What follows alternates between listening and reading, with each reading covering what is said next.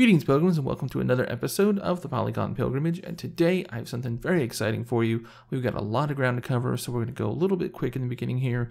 We have a collection here of 9 different mechanical parts that we're going to look at how to build, including a couple of utilities, and it's going to be a full tutorial, including a download. So let's go ahead and get started. I've had a couple of user requests to generate some of these mechanical details.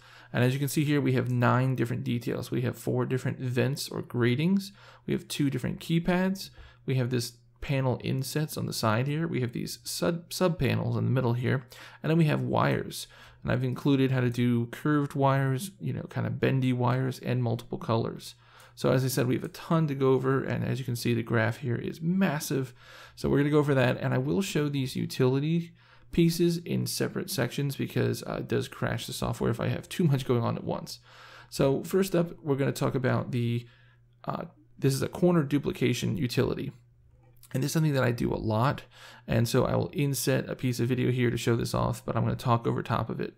So a lot of times what we do is with corner duplication, I'll have an input, and I'll take that input into a transform and move it into a specific corner, and then we'll do a blend with that same piece transformed again to do a horizontal mirror, and then we take that result and we blend it with a transform of itself now as a vertical mirror, and now we end up with all 4 corners. So what this utility does is it is all of that combined into one node. And as you can see here, we're back on the main graph. This corner duplication is right here, and all I have to do to use him is go over here into my subgraphs. I can just drag and drop one of him onto my chart here. And if I take any shape, say we'll take a shape here, we'll play with one. So if I go shape, and I'm going to bring down the scale on this, and I'm going to have to transform it one time to move it to a corner, because otherwise you won't be able to see this. But if I put this up in this corner, and now I pump this through our corner duplication, look at the result of this. He's in all 4 corners for us. So that's what that one does, nice and easy. Now we also have our keypads, and we have our grates here, and these have been combined into multiple options into one node. So if I select this, you'll notice over on the far right here it says, do I want to switch which kind I have visible? So this is the first type. So this would be more like a soft button with that depression in the middle you can put your finger on. And if I hit false and change this to true, it's going to change that out to a different type. Let's give it a moment to generate and see if maybe we can see that. Can we see that? There we go. So this is a totally different type of keypad, all from one button here. And as you can see here are all the outputs, so we can put those into our graph, and we've done so over here. We have every different type. In fact, I think they're both down here. Yeah, 2 different keypads here. Everything's being pumped into the final presentation. So you can see there we have both keypad types, but those are both making use of this utility. And we'll go over later in the episode about how to generate this utility. Same thing for our grates. Each of these grates is actually off of a selection because we have more than 2. We use this selection type, and it goes through the pattern like so. Grate number 1 will give us this grate here.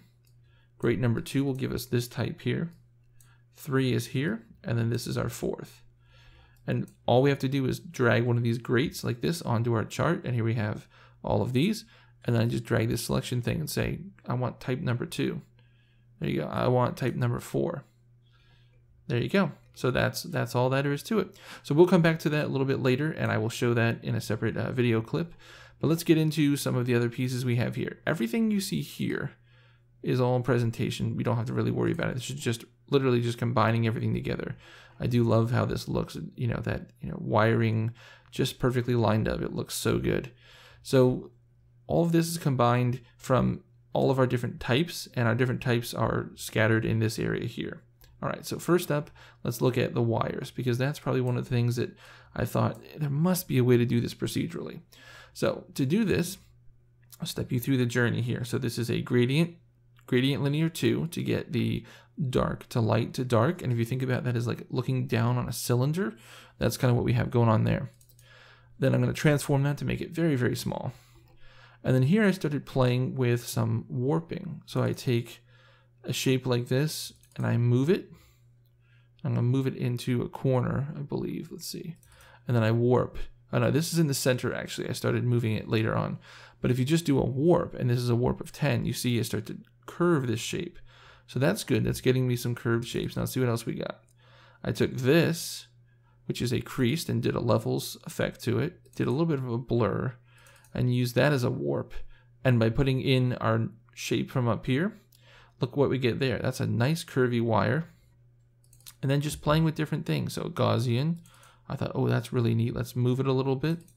And let's warp that and look at that. That's a good wire shape. And again, same Gaussian, just moving it different ways. Let's see what we get. That's a good one too. A little too thick in the center, but that's a pretty good one. And then a transform, Gaussian, let's move it. See, that's a really good one. And that was from moving it upwards, or downwards and to the right. Sorry, the other one was upwards. And that gives you a really nice curve there. So these are some great ways to get good squiggly wires. See, here we go. Try another one. That's a good one there. And then down here, let's see, 90-degree curved ones. This was really neat. So by moving, this is where I move this sphere into the bottom here. And then when you invert the grayscale and use that as your warp, you can get these curved 90-degree wires. And I did the same thing here, and then I just moved it slightly next to itself. And by blending them together, you can start to create these clusters of wires. So these are really great experimentations here, and I'll leave them in the file so you can look at them. Just transforms, same kind of thing, put them as two together, but these are just larger. So that was how I got my original wire shape. Just started kind of doing some transforms here, doing some warping of just the same type of pipe over and over again, you know, and then you get all these different types here, so you can play with however many you wanted. So I just took this first one, pardon me, and then I did a transform, made it a little bit smaller, and then this is a transform, the same one, but upside down and at the bottom here, and by blending those together, I got this really nice curve. Really like that curve. Now these levels are to blow out for a full white to get a nice mask. You can see here I did a couple different ones. This is by scaling it down by about half. It starts to repeat that curve. And then here I stretched it out beyond the normal constraints. And by leaving on the vertical tiling, now it allows us to make sure that this tiles perfectly and we have a really cool shape here. So all of the wires you see here are just from the one example, but I left everything in here so you can see how to do it multiple times. So we have 3 different colors, red, green, and blue. And each one is a splatter circular. And again, I'll leave all this in the file so you can take a look at it, but all the settings, just played around the settings until I got a nice smattering here. And then blending together with a color, which is docked right here. Dock that color in, and then the same splatter circular from the levels in order to get my mask. And then here I put over top of it a fractal sum base, yeah, in order to get a little bit of breakup and a little bit of kind of quote unquote dirt on the wires, make them look a little bit more realistic as much as I could. And then these are just blending them together, and then they get pushed off for the presentation. So this transform is to make them all small and put them over here. And then these are the other colors, so the blue and the green. And all we've done here is the same process, but with a different settings in the splatter circular to allow them to not overlap quite so much. And then again, use a copy of that splatter circular here for the levels to make sure that we blow that out and use that as a mask. And that's what we get with our wires here. So the wires, you can do procedural wires. It was very exciting to get all this done, and I was really happy for this because wires kind of thing is, it feels very organic because of all the curves, and curves are very difficult to create procedurally. So there you go. So we have some wires, and again, this is all presentation stuff to get it pumped into the pipeline here to get shown on our cube. All right, so let's jump over and take a look at our panels next. So the panels are these guys here, this little inset thing, and if you do it flat enough, I've kind of blown out the height a bit here, but if you do it flat enough, these end up looking very much like the gas cap cover on your car. You know, you think about it, it's a shape, and the shape has a thin border around it, and that border is really, really dug in and deep, and there's like a seam there. And so you can do this with almost any shape. I just happen to like these shapes, and I like to kind of flatten off the top there. So here's how we did that. So this is a brick shape, and you can see here some of the pattern and size. And then I took the same brick shape and then changed some of the pattern specifics to get it a lot more rounded on the corners. And then did a transform to make it just a wee bit smaller. And then I blended the two together with a subtract to cut out from the middle. And then I inverted that grayscale, and that's the majority of the shape here. So now we have a white background. The thing we want is white, and then it kind of fades off to this dark crevice. And then I blended on top of it the secondary shapes. You can see here, it's subtle, but you see there, and then it gets really flattened. And that's kind of the effect I was going for. So that's how we do our panels. They're really quite simple. I'll try and give you some varying looks at it there. They're quite easy to do, but they add so much, especially for like a sci-fi design. This is a great way to show how these things are constructed. You know, there's this centerpiece that probably, if you take this off, there's some screws underneath or something, and then you put this on as a cap, as a cover to kind of flesh out the shape, you know. So that's all there is for that guy, and then this is all presentation work. And again, yeah, I could have used I couldn't use the corner utility that we created because these don't go exactly in the corners. These go into these 4 spots, and I had to get the right setup. I could probably try it later on just to kind of see what the result would give us, but we got those guys placed. Okay, now we're going to go talk about the side panel inserts. So that's these guys on the corners here. And again, because they're on the corner, they look a little strange, but you'll see what they look like as we go through here. So to start off with, we have a shape, which is just to get us a white square that we're going to alter. And then I took a hexagon from the polygon 1. I wanted to create a hexagon, so make sure it has 6 sides, and I scaled it down about 0.5. Transform, I'm going to squish it down a bit. Transform again, I'm going to move it to the far edge, and I'm not going to use the tiling at this moment. Or actually, it is doing tiling. I don't know why it's cut off from there. Blend the two together. There you go, so we get each side. And then I'm going to blend with, what are we blending with here? We're getting a subtract. Oh, yes. So we're going to subtract from our original shape object here. That perfect square, we're going to go ahead and subtract from it. So that'll cut out the shape that we want here. Okay? Now we're going to do an edge detect, and what that's going to give us is, it's going to take from here inward, and you notice how it curves right here at the edges. Now we're going to blend that, and I'm going to take an invert grayscale from our original there, so we get just a white version of that. So I'm going to blend that, and only in that area do I want those things. So what we're doing here is saying, I want this edge detect, but in order to keep just this island here, I need to do a blend and say, only show me things that are within this area. And so that takes out that black corridor there. It says, only within that black corridor here, show me what's left over that is white. And there's that. Now we also might want to have a mask that is this black. So that's what this guy is here. He's just an invert grayscale on that. So we can have just that as well. And that would look pretty cool too if you just did a cut down from that. So then I take this guy, and using a gradient, I'm going to blend and kind of just blend that over. And this gradient, actually, if I can undrop it, yeah. It's a gradient linear 2 that has been tiled quite a bit, 8 times in fact. So that ends up with a little bit of white here, and then it drops off. And I really like that a lot. Okay, and then this is presentation stuff that's getting pumped into there. All right, we're moving right along. We've got a lot to do. So we did our wires, we did our panel, we did our side inserts. Now all we've got left are the grates, and we have the keypads. And these guys have a ton of stuff involved with them. And the way that these work is that the keypads and the grates are both subgraphs. And the subgraphs, you can see here, if I go to Explorer, you can see them here. And all you have to do is drag one and drop one onto here to use it in our main graph.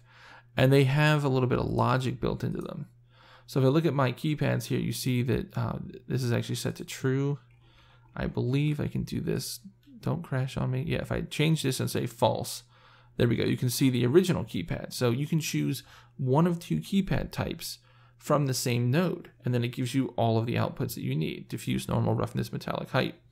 And then the grading, because there's multiple types of grading, this guy works off of a numeric input. So if I say, show me grade number 1, that's going to show me this guy, 2, 3, and 4. And all I have to do is drag one onto the chart here. And then I'm going to drag this over and say, give me number 2. There we go. So you can make a copy of this, and you can use it multiple times in the same project. But all of the work behind building each of these shapes is all kind of bottled up into the one here. Okay, so we're going to go ahead and we're going to jump over to looking at how these are built into their subgraphs now. So the first one we're going to look at are the keypads. So let's jump into that. I'm going to double click this graph and load that graph. Okay. So here's how the keypads work, and we're waiting for all of this to load, waiting for all of this to load. Unfortunately, there's not a really good way to handle the numbers without the numbers being too distorted, or they get kind of just ratty looking when you get them too up close. So that's what these towers of nodes here are for. But let's start at the beginning. So to begin with, we're going to take a shape, and I'm going to take this other shape, which is a paraboloid, and we're going to do a blend of the one on top of the other with a subtract of 0.5. And I'm also going to do a levels from this to kind of create a really harsh cutoff of that. Okay, so we'll come back to that. Now another shape here, brick pattern 0.25. I'm going to blend the two together, and I'm going to use this as my mask. So you can see here, it does a better job of blending the edge of where that divot is with the softer part of the button. By just putting these two together, I got too much of a weird overlap, and I didn't like that. Okay, so then we're going to throw this into a tile generator, and I'm going to make it a 4x4. And I'm going to use just putting this into just the foreground of a blend, and I'm going to use my trick here, where I bring the right in the cropping area over to 0.75. That's going to cut off one whole column. And using a transform, I'm going to move it over, and now it's centered, and I have all of my buttons. Then up here, this is just creating a little bit of texture, if you will.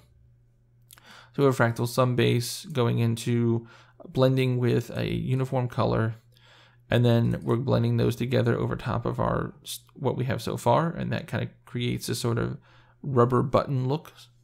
So there we go.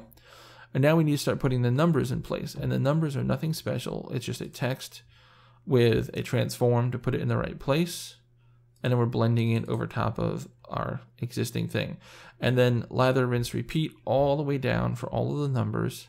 And then the last two here are the pound sign and the number, or the star and the pound rather, pardon me. And then those get pushed over to the end. We'll come back to the end there. And then here is our normal roughness. Yes, here you go. Roughness, metallic, height. Should put N at the front of there. Normal, all of those things. So those are just level effects off of the base here. So that's our first whole keypad built. And then our second keypad is very similar. We're going to take our shape. We could probably borrow if it's the same amount. And I'm going to do a levels to this, kind of clamp it down a little bit. And then this is a slope blur grayscale. And I'm going to use the original with itself. And you get this really nice kind of gummy look to it. And that's what we were wanting. So then right here we have our transform 2D. I'm going to make them a little bit more rectangular. And again, tile generator 4x4. Cut off one whole column using the transform, the cropping area, pardon me. Transform and move it into the middle. And then this is blending, and we're blending from the base of here, which is another column of numbers. So again, numbers, putting them all into the right places. There we go. They're all set up. And then we're going to go back up here, pardon me, blend them back into it. Now, this is an extra piece to this one. I brought down from here levels, and then did this is a shape stroke grayscale. Very cool node. You should definitely take a look at it. So this generated my outline around them, so I could do that slightly sunken in effect. And you can kind of see it here. There's a line, maybe you can't see it quite yet there. There it is.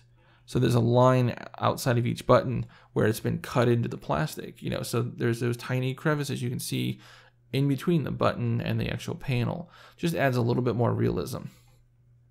And again, I'm even borrowing from way over here, fractal sum base, just kind of blending to get a little bit of a background texture to this whole thing.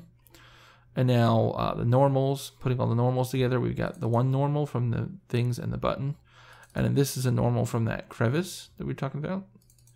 And I invert it to make sure it goes down. And then I put the two together. And then those get added in. And then here's the roughness, metallic, height. Now, the real magic here is with this. So this is a material switch, right? And the material switch, this is it's either on or off, and whichever one, it's on the opposite state. So you have one or two. So see here, it says number 2 diffuse, number 2 roughness. Down here, number 1 diffuse, number 1 roughness. So all of these are plugged into the first set and then the second set. And then we are controlling whether or not this flips. And that's basically the magic to it. So we have two sets of possible keypads hooked up.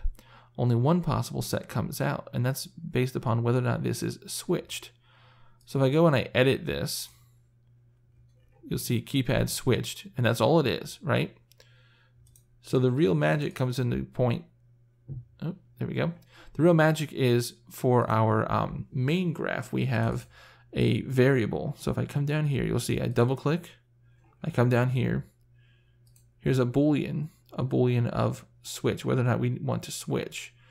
And this we're going to code into the material itself. So when that switch occurs, we're just going to say, if that switch occurs, then go ahead and press that button for the switch. All right, so let's come back. There we go. So all the keypads should be good to go. They're all set up now. Everything's all plugged in. And then let's take a look. These guys are all set. Yep, normal, metallic, roughness. Very good. There we go.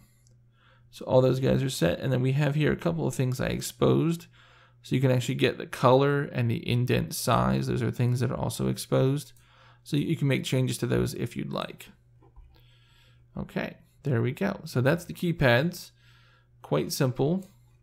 I'm just going to say whether or not you switch our two inputs. Very easy. Okay, let's see if we can take a look at the grading now.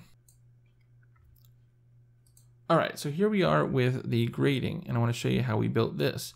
And this ended up being very nicely laid out. It looks quite good.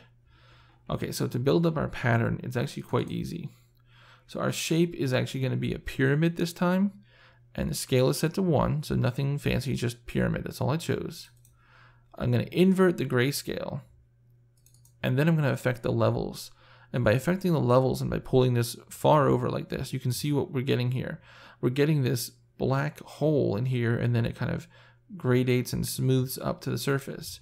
And if you think about it, this is pretty much what we want, just multiplied by a bunch of times. Okay, so this is going to go into a tile generator. We got a couple of options here. Let's see, tile generator for 1, and just tile generate by 10 by 10. And you'll notice that that's pretty good. That looks like a good grading, but we do have these lines, and we're going to get rid of those in a second. Then this top one is actually the first type. It's the tile generator just rotated by 45 degrees with a safe transform. And the idea here is that it's a safe transform. That means that it's still going to tile perfectly on the edges. And in this other tile generator here, all I did was I changed the numbers. So I did a 30 by 10 instead of a 10 by 10. And that gives us this more horizontal tiles. So those look really nice. So let's come over here and see what we got over here.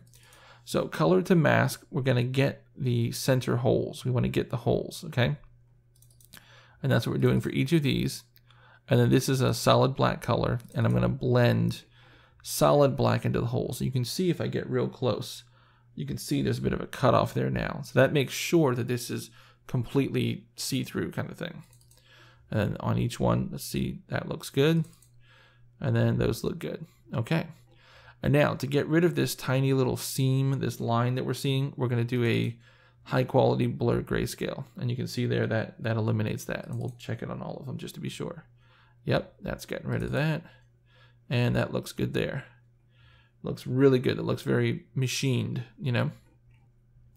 Now over here, we're going to add the frame. Oh, and down here, there's one more, our gradient linear 1, and then just tiled by amount of 7. That's what creates those really nice grates there. And then this is just transformed because now it's going to come into this whole process. So now we're going to be adding a frame. So we're going to create a shape, and I'm going to scale this down by 0.25. And I'm going to do a stroke, let's see, shape stroke grayscale, yep, to create this outer frame. Okay. Now each of these is going to get transformed down in size to fit within that center.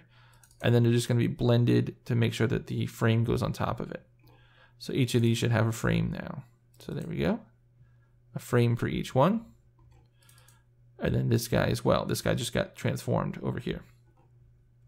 Now, our final outputs here, we've got normal. And then let's see down here, we've got our levels affected version. This is going to be for our roughness, and then metallic and height. Now here we're using a material switch. As material switch, you can see number of input number, really think of this as number of inputs. We want to have 4, and you can see here each of the 4 types is being fed into it. And then this input selection, we have a programmatic. So if we look at that, we say edit. So this is going to be whatever you are, your great selection is going to be equal to yourself. So whatever I set this variable to be called, or to be set to rather, then set yourself to that same value. That's what that means. It's very easy. It's only 2 things we need to do, and it has a wonderful effect. I'll show you here. Let's go back to it. So now, once I set that 1 up, I just did a copy and paste of that same node for all the different input types, or output types rather. So then all of these just get pushed out to a thing called diffuse, normal, etc., right? So if I double click on the background, you'll see that I have another variable here, and this is called great selection. So our default is 1, our minimum is 1, and our maximum is 4. So that means you can only choose one of the 4 types of greats that we have going on here. And what we just looked at in a moment ago, our code there, our code says, hey, material switch, set your output. Which of the 4 things are you going to output? Set it equal to whatever this variable gets set to.